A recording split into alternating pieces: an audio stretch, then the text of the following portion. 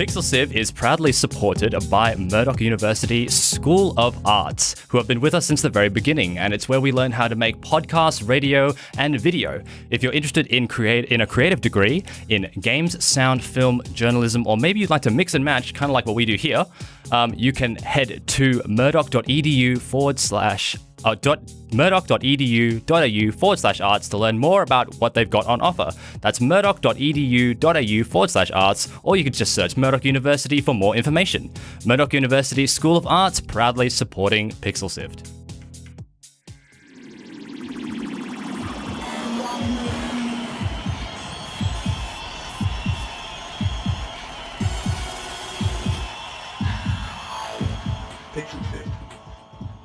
Hello, and my name is Mitch, and welcome to Pixel Civ episode 106. So for those of you just joining us for the first time, we are a show dedicated to the indie developers around Australia and the world. And joining me today is my co-host, Scott. How you doing, mate? I'm very well, thanks. How you doing? We've had quite the day, and speaking of the world, we are joined by John Robertson, all the way from the UK. Hello, John. Hello, how are you? Good to have you on, John. Now, John is here to talk about his baby, The Dark Room, and the game that has been spawned from his idea. It's the point-and-click adventure game. It's based off a point-and-click adventure game stage show and is in a collaboration with Perth-based studio Stirfire. But before we get into that, what are we covering, Scott? Tonight we'll also be looking taking a look at participatory culture in games and fandom. All right, let's jump in. Visit us on pixelsift.com.au. And so, participatory culture in fandoms. So, I thought we had this topic in mind a while ago, but we thought, well, we're getting John on, and he pretty much wrote the book on the subject. So, we'll get more into the Dark Room later, but you are a big supporter of participatory culture in what you do, like your stage shows. And you first got your start out, and we were talking earlier about your hosting of cosplay competitions in Supernova, and that is really participatory based. So, what are your thoughts on participatory culture?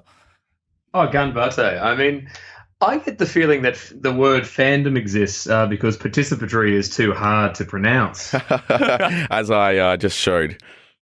Well, yeah, it was fun. It was fun. But, the nature of being inclusive would be not to point that out.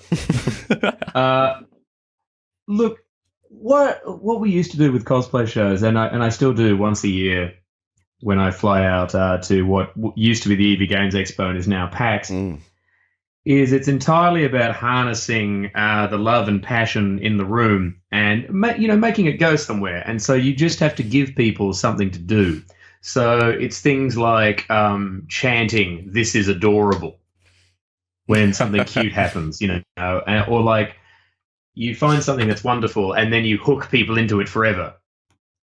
Like the sign that my cosplay shows were working for me was when we had a guy dressed as Luigi come on stage, and I just leaned over to him and I said, "Your brother will always be better." And what he did was he walked off to a corner of the stage, sat down, and then just began tracing a small circle with his index finger on stage, looking cartoonishly sad.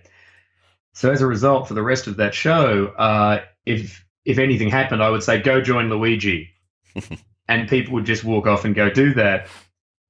2 years later, at a completely different event, in a completely different state, I was talking to somebody, and somebody shouts out from the audience, "Go join Luigi!" And it's that kind of thing. The jokes that keep on giving. Well, the jokes that keep on giving, but also the first time I hosted a cosplay show, we had a lot of kids who were getting up, and they were doing little sketches about what would it be like if this anime character and this anime character were to impregnate one another. It was kind of like deeply gross. Yeah. So, are you saying you invented fan fiction as well?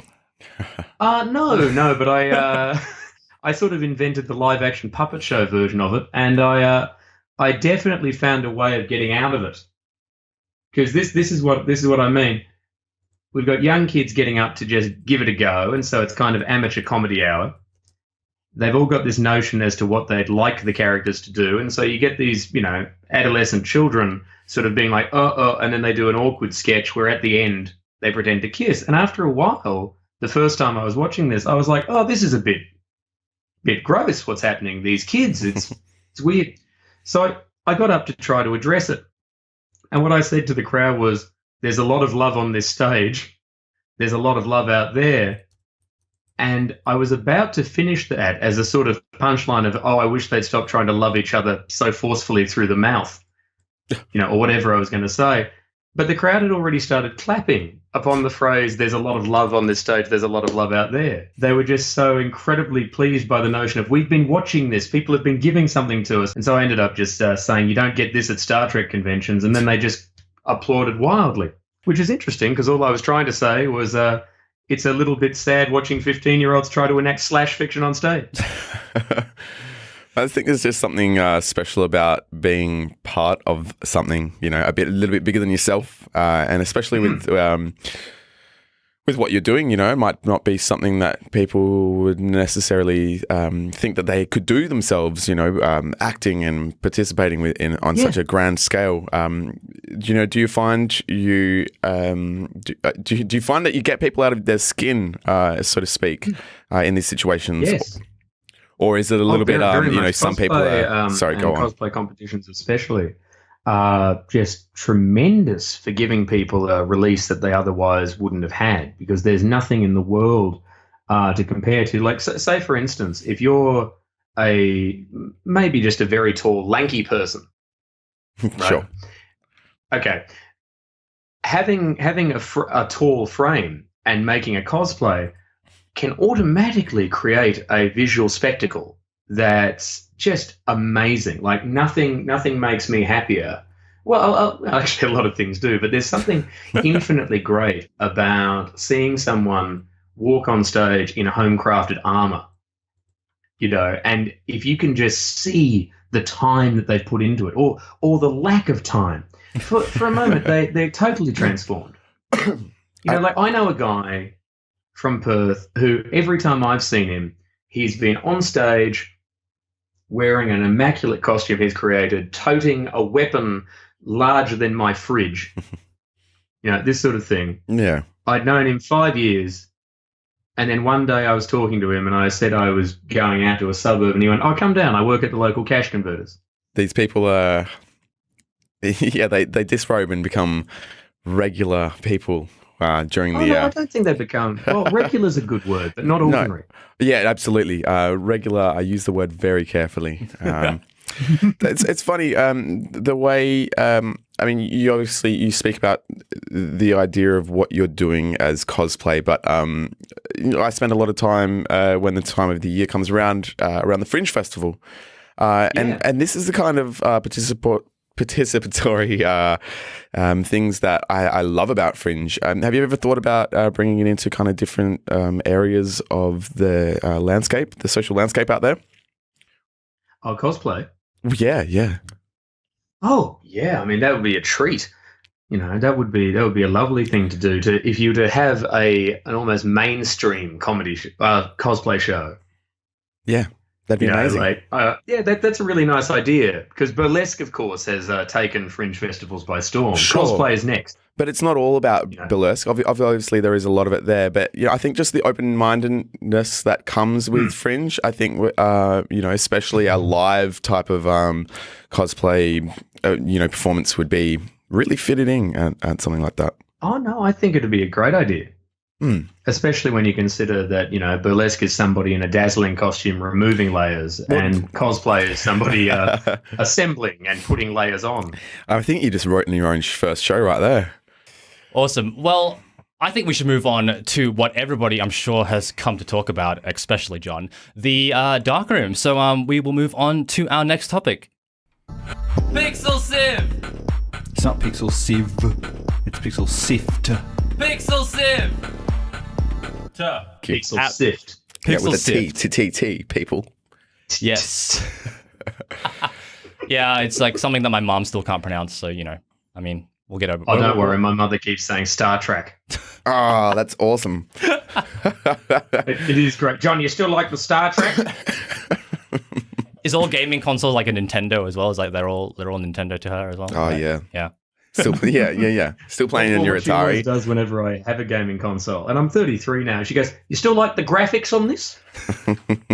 That's the thing. That's what mattered to me when I had a Mega Drive. Anyway, speaking of graphics, That's it. And speaking of guests, speaking of guests, we are joined by John Robertson, the mastermind. Hello, the mastermind behind The Dark Room and the video game based on a stage show based on a point-and-click adventure game. So, John, for those of us uninitiated and for those of us who might not know what it is The Dark Room?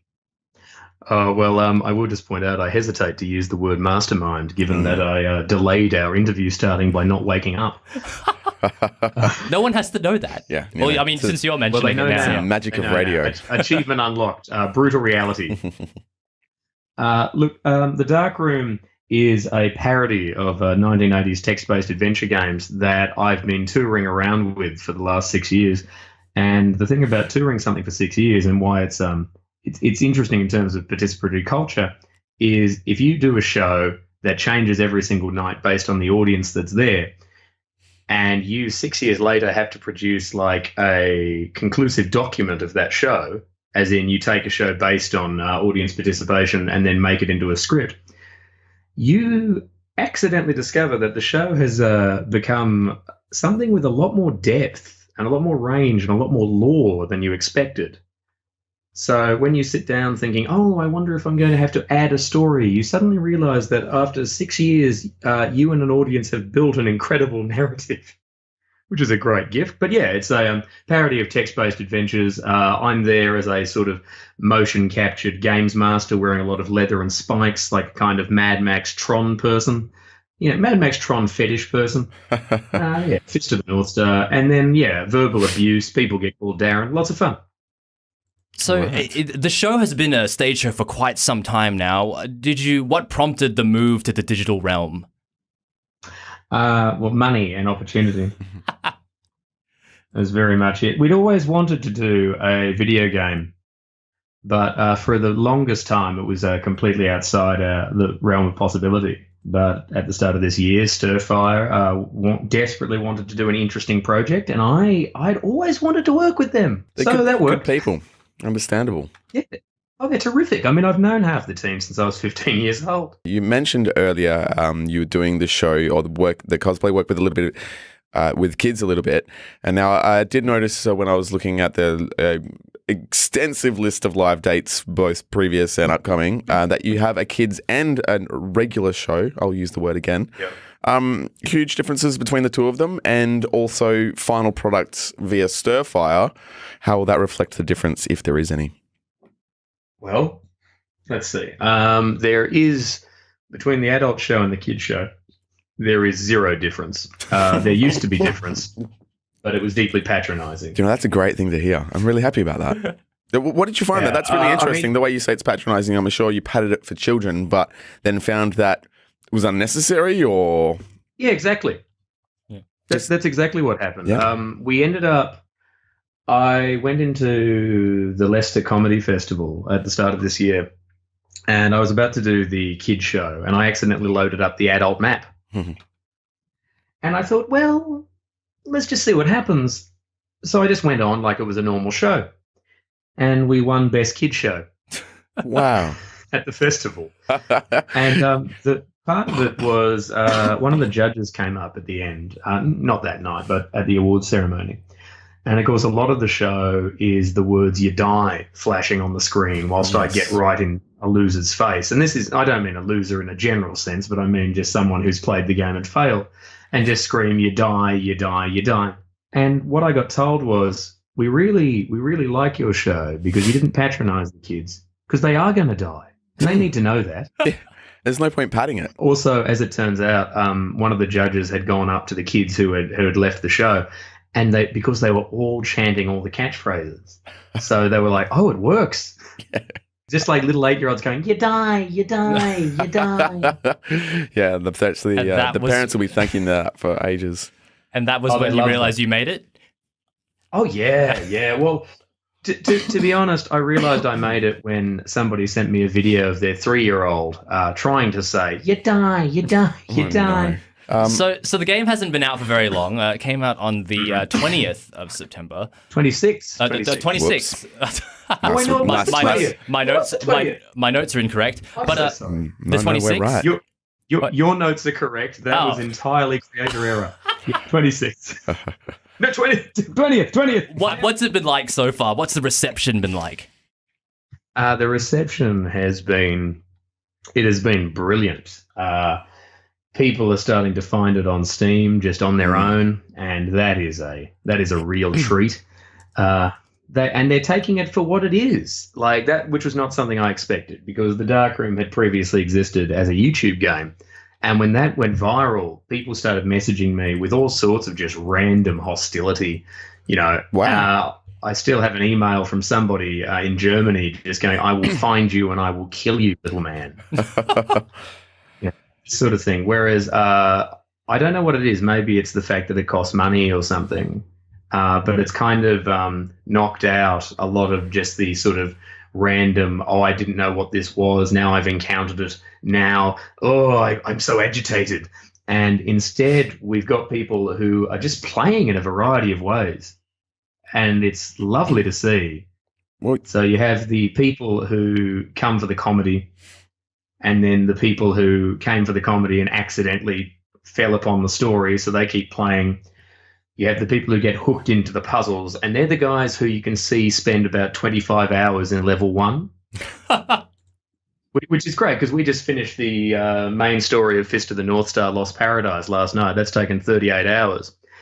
And when you realise that not even a third of your story can provide 25 hours of entertainment for somebody, that's a great feeling. Yeah, no doubt. Yeah, I mean, obviously I'd enjoy some of Fist of the North Star's money, but that's not important. Sure. Has the game... And his pecs, let's be fair. I mean, could all use some of that. But has the game brought more attention back to the YouTube show or the YouTube game? Yes, it has. Very confusing. People have found the original map, which I didn't think you could do anymore. Right. I mean, That's good. So, this is obviously a very long project that you've done in many kind of formats now, from the YouTube to the live show. And I do love the YouTube video. It reminds me of, 90s nightmare, VHS game sort of thing. Hark back to old times. And I loved it on the YouTube video. You've got "This is the future of gaming." I couldn't help it laughing. Oh yeah, Ron Gilbert. Yeah. Couldn't help it laughing at that one. But seeing a project kind of move along so far and change formats so many times, what does it mean for you to see it kind of coming to a final game release with a proper Fandango wicked Stirfire gleam over the top of it? How much does it mean to you see a project come to its fruition? Well, yeah, it's astonishing. But then I thought that me doing the show with a costume was an achievement. Yeah, okay. Because the show used to just be me with a torch, and then it became me with a torch and a corset, and then as time went on, it became me with a torch and a corset and leather pants, and eventually I added some American gridiron armor with metal spikes jammed through it. Nice. But I'm so resistant to change that took 4 years. Yeah. That's literally me saying it took me 4 years to get dressed. Yeah. So did you ever think it was going to become more than the flashlight in the face? Yeah, I hoped that it would, but the magical ingredient is other people, and is always other people. Always. I tell folks that I'm sort of the apogee of what an only child is. I'm not great at sharing. My entire business is I talk about myself. And I'm such a lazy actor that I only create projects where I can be in my very limited range, which is funny and malevolent. That's fine. My favorite actor is Jack Black, so, Well, at least he's got a guitar. That's his range. True. You've got a flashlight. Jack Black's range is vocal, not acting. His high kicks. Yeah, vocal, not emotional. Yeah. But yeah, to see it come out as an actual game is just a really, really wonderful thing. And of course, when people criticize the development of games so very, very heavily, when you finally get involved in making it, like I keep telling people for the last 8 months I've been adjacent to game development, you realize how ferociously difficult it is. And I have nothing but admiration for Stirfire's team. Come hell or high water, they get it done, and they're just phenomenal. Is this the final chapter for the Dark Room as a concept? Is the game it? Oh, no. No. It is currently in development with a subsidiary of Fremantle Media for a television show. Right. Yeah, because my thinking was I should jump into mediums just before they die. Hey, you should get into that print media I hear is going places. Yeah. Oh, well, I am. You could do a mail-in game or something.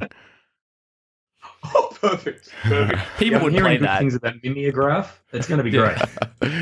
So, I mean, obviously, you just said you know that this isn't the end of the Dark Room for yourself. I'm sure you'll continue to love it and take it to strange new places. But do you have any other plans to create anything else or other games?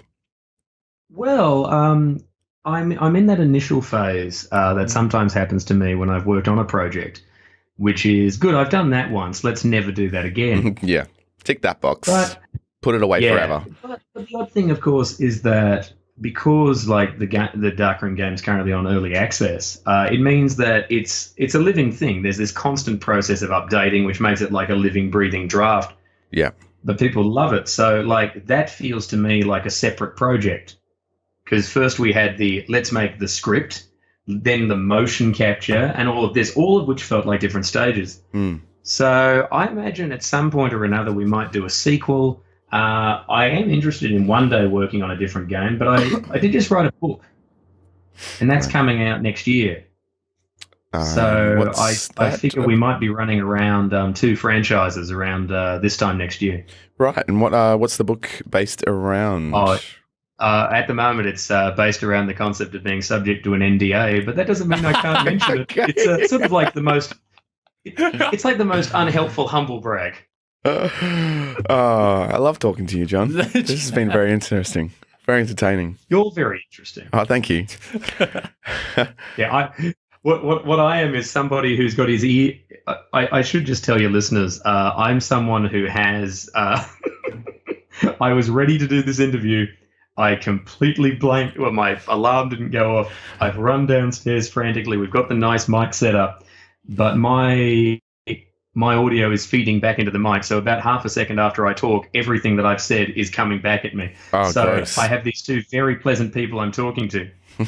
Well, it sounds fantastic on our end. Confronted with my own words. So this is its own strange middle-class purgatory that I'm in.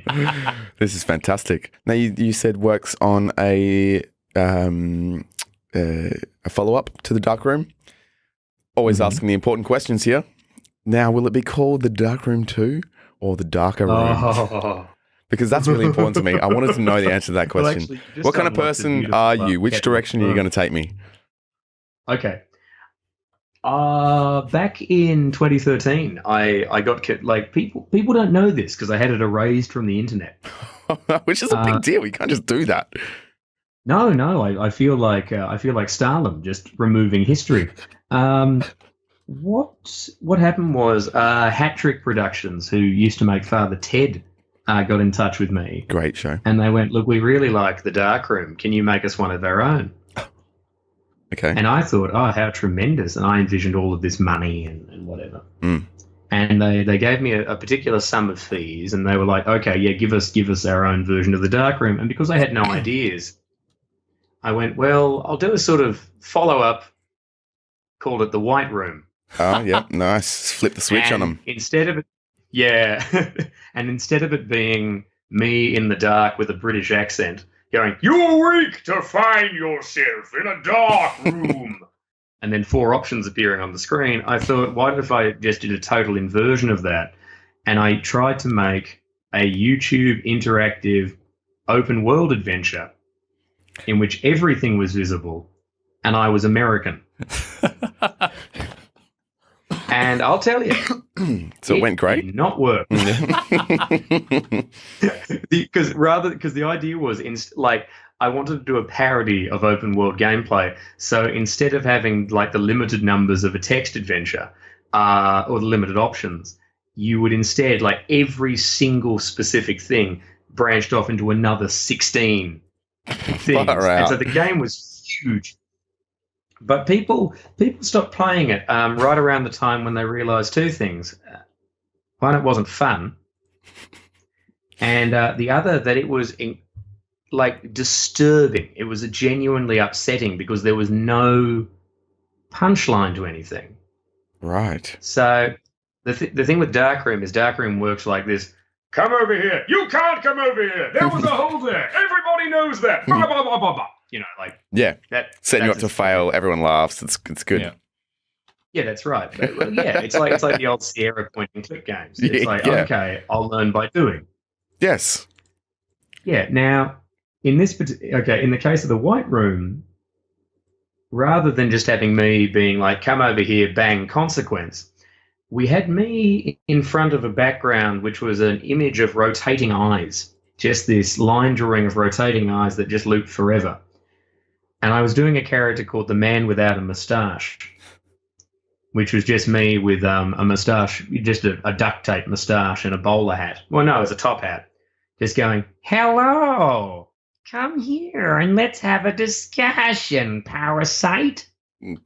Creepy. And people wrote to me just going, I've had an anxiety attack getting through the first menu. I will not be playing this any further.